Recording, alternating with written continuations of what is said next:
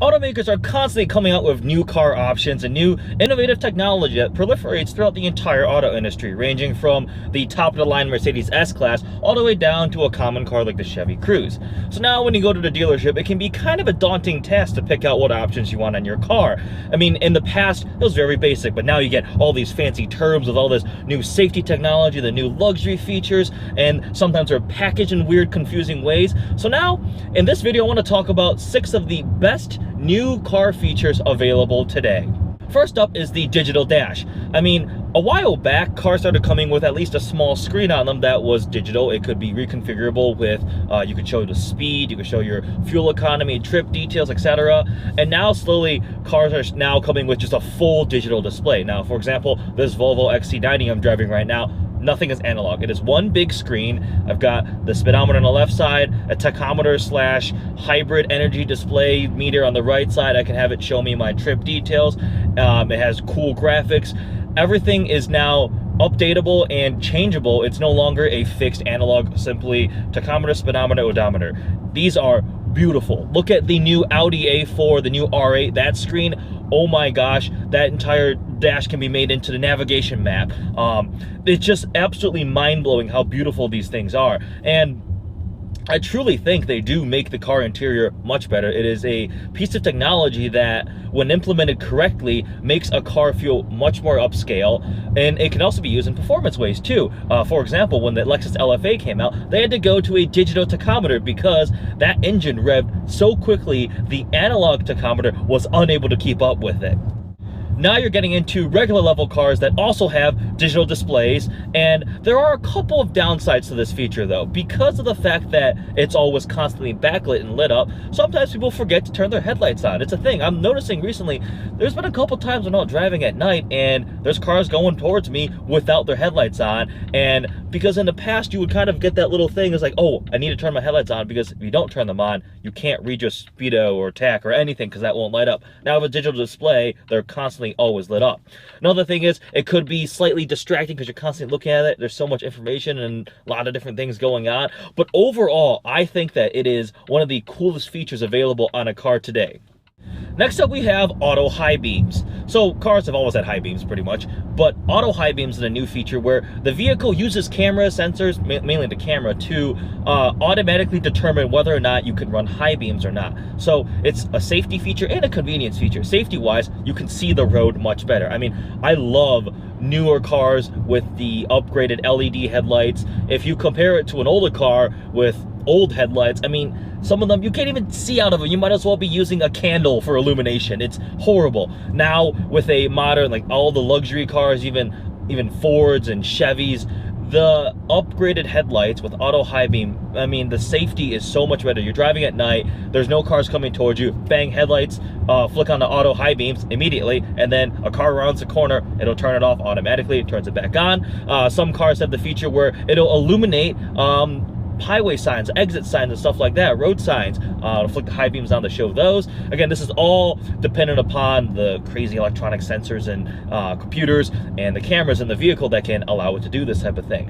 Execution-wise, some cars do it different with varying degrees of success. I've been in some cars where the auto high beam doesn't always turn off very quickly, so you might be blinding people coming towards you. That can be solved with the newest generation of headlights. A lot of cars are coming with laser headlights. The BMW i8 is one example. They finally legalized that for the new R8, and essentially a laser gets shined through a little crystal diode thing and it projects the light out. And the coolest thing is it's all variable controllable depending on what part you want illuminated or not, which means you can have your high beams on like all the time, and it curves the light around certain cars coming towards you, cars in front of you, so you don't blind people. That is some really, really cool technology. Again, just in summary, I mean, auto high beams, what downside is you turn your headlights on auto, turn the high beams on, and let's just say you're at a little deserted 2-lane road late at night, there are no street lights, high beams flick on, you can see so far, watch out for obstacles, for deer, whatever's going on. Great feature in a new car.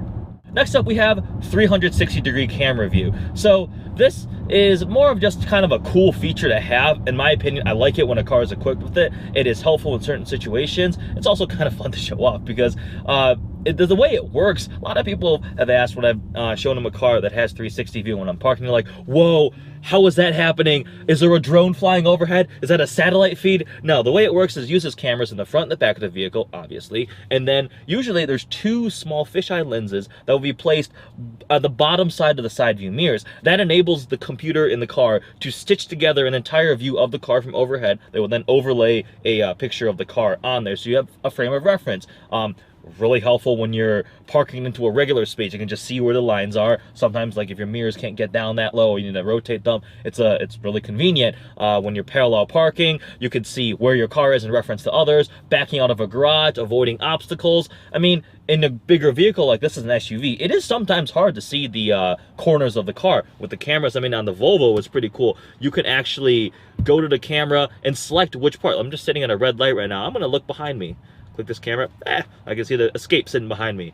Go back, I can go back to 360 view, the side camera. It's amazing, this feature. I remember the first time I actually ever saw it, we were in a Infinity, reviewing an Infinity. I'm like, whoa, that is pretty cool. And actually, again, I didn't understand how it worked. I'm like, how is that possible? Because it looked like there was a drone overhead flying, showing me a live feed of what my car was doing. But that is a feature available on lots of cars now.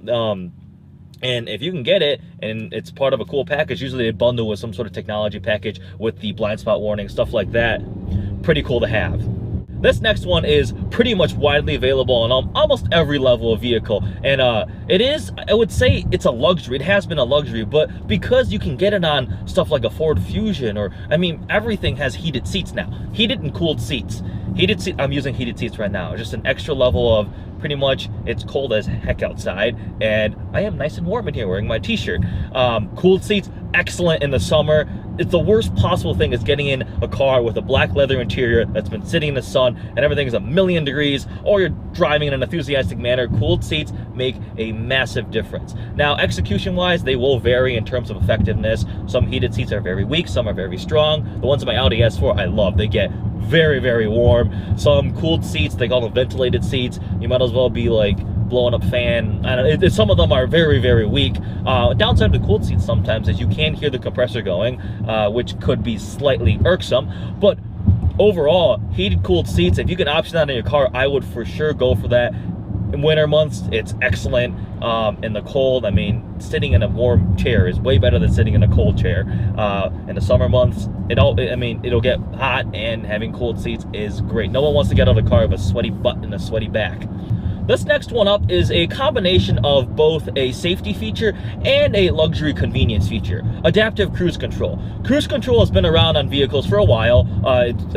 Pretty much the way it works is you turn it on, you select the speed, and the car maintains that speed regardless of if you're going through a curve, up or down hills, inclines. It is able to automatically compensate with throttle or brake, or not braking really. It just essentially speeds the car up to maintain that speed. Now, adaptive cruise control, with the advent of lots of radar and camera and all sorts of sensors on cars, vehicles now have the ability to speed up and slow down on their own. So essentially now you still set a speed for it to maintain, but also there's a second option of setting the distance you have, following distance. It can range between 3 to 4 settings. If you want to be really close to somebody, really far from somebody, usually if you're on a freeway going faster, you want a following distance that's longer because you're going faster.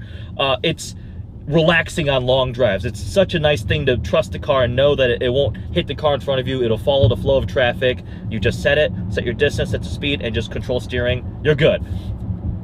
It's also really nice. Some cars are coming with traffic assist now, like stop and go traffic. You can bring the vehicle to a complete stop. It'll sit there, and then it'll reaccelerate following the flow of traffic. That, I swear, every single time I'm in a car with that, traffic doesn't annoy me as much, because you just kind of sit there and let the car do its own thing. Maybe sometimes you have to intervene, press a button for the resume, but it definitely reduces the stress of driving. And not in a, I guess you can say it does make you a little bit lazy, but on a long road trip, adaptive cruise control is a great feature to have.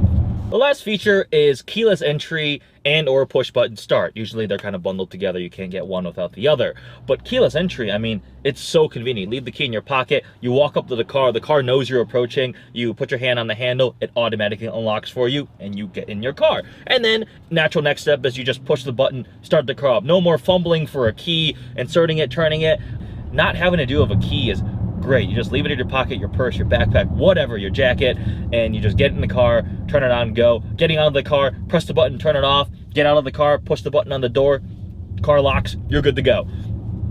Some really cool implementations of this. Some automakers allow their vehicles to sense you approaching the car. It will illuminate the car. The lights will turn on, the LED running lights. The mirrors will pull like a little welcome mat on the ground. It sort of adds, there's a little something extra that you're like, hey, the car knows I'm coming, it's getting ready, and you never had to take the key out, you didn't push a button. It's definitely a very cool feature. It sort of also ties in with remote start too. I mean, a lot of times if you have a keyless entry push button start, there is a electronic starter button, so you can just have remote start via the fob or sometimes with phones. So that is a great feature that allows you to warm the car up when it's cold outside or cool it down when it's hot outside. European cars very rarely offer it. I think it's due to the emission standards out there because it counts against them in the cycle. So one of our friends has a Dodge Ram and he has remote start, and he enjoys making fun of Parker because Parker's S-Class does not have remote start, and therefore he somehow thinks his Ram is way better than the S-Class because it has remote start. Either way, I foresee that cars in the future are all going to go to some sort of electronic button switch type starter. This Volvo actually is unconventional, where it's not a button, it's a little rotary, not rotary, it's a back and forth switch that toggles between stop and start, but it's the same function. You leave the key in your pocket, you never take it out, and you can access the features of your vehicle without dealing with the key.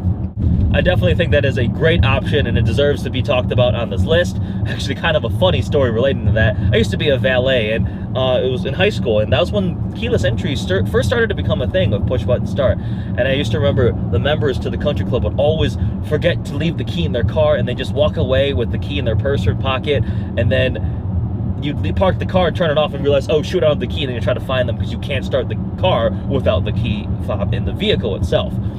Great feature, a lot of automakers are implementing it. It is definitely cool to have. Well, I hope you guys enjoyed this video. If you have any other cool car options that your car has, that you know cars have, that I missed, that I didn't talk about, comment below. Let me know what you think should be on the list regarding the coolest new car features to have, the best options there. Like always, please follow the channel and subscribe. Check out our Instagram, we post a lot of cool stuff, and our Facebook at Vehicle Virgins. Look forward to seeing you next video.